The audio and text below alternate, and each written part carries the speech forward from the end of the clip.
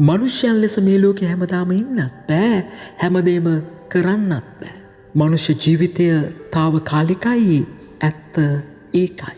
මනුෂ්‍යකයත් දරාගෙන මේ ලෝකෙට පැමිච්ච ජේසුන් වහන්සේ තමන්ගේ පියාණන්ගේ අභිප්‍රාය ඉෂ්ට කරමින් මනුෂ්‍යයන් ලෙස මේ ලෝකේ ජීවත් වෙන්නේ කොහොමද?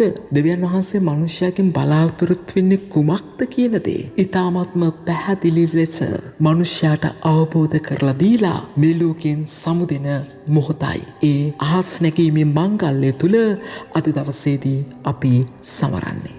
ජේසුස් වහන්සේ දෙවියන් වහන්සේගේ අභිප්‍රාය ලෙස ජීවත් වෙලා නමුත් මනුෂ්‍යයාගේ දෑස් ඉදිරියේ උන්වහන්සේ කෙනෙහිලිකම් වලට ලක් වෙලා උන්වහන්සේ දුක් විඳලා කුරුසගහේ තමන්ගේ ජීවිතය පූජා කරනවා.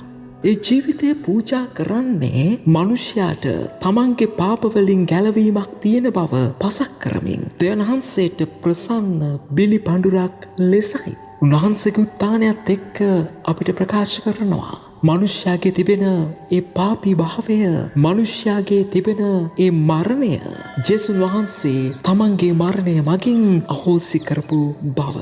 මනුෂ්‍යයාට සදාකාලික ගැලවීමක් අත්කරගන්නට පුළුවන් බව.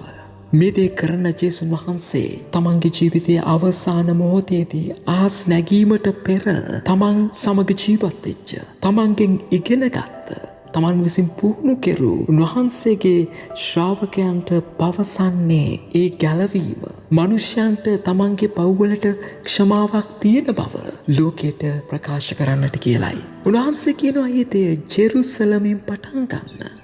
ඒ කියන්නේ මරණය පරාජය කෙරූ, පාපය අහෝසි කෙරූ ස්ථානය තමයි ජෙරුසලම කියන්නේ. දෙවියන් වහන්සේගේ නගරය, දෙවියන් වහන්සේගේ දේව මන්දිරය තිබෙන තැන, දෙවියන් වහන්සේගේ බලවන්තකම තිබෙන තැන උන්වහන්සේට ඒ අපේ ජීවිත අයිති කරලා දීලා දෙවියන් වහන්සේගේ බල මහිමය තුල අපේ ජීවිත නතු කරලා ඒ කාර්යය ආරම්භ කරන්නට කියලා.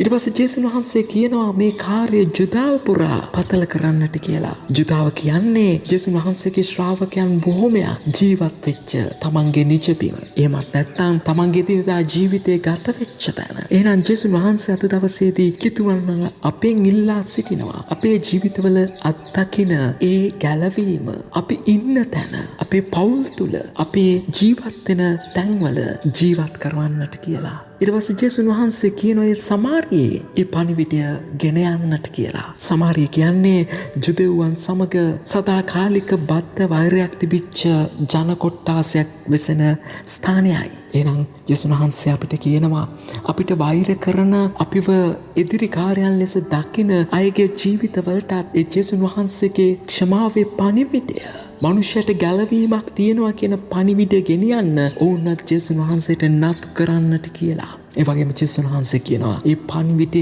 මුළු ලෝකේ පුරා ගෙන යන්නට කියලා. අපේ ජීවිතවල කොහේ හිටියත් ස්වාමින් වහන්සේ අපි අත්දැකලා තියෙනවා නම්, එදා ශ්‍රාවකයන් වගේම ජේසුස් වහන්සේ අපේ ජීවිත ස්පර්ශ කරලා තියෙනවා නම් මෙන්න අපිට අපෙන් ඉල්ලීමක් තියෙනවා. ඒ ගැලවීම හැම තැනකටම ගෙනියන්න.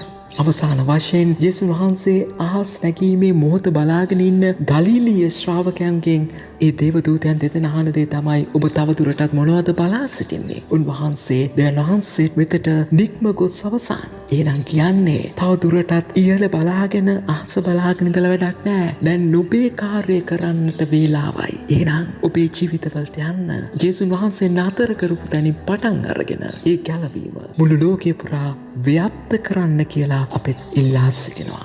ඔබ සැමට ජේසුස් පීඩයි.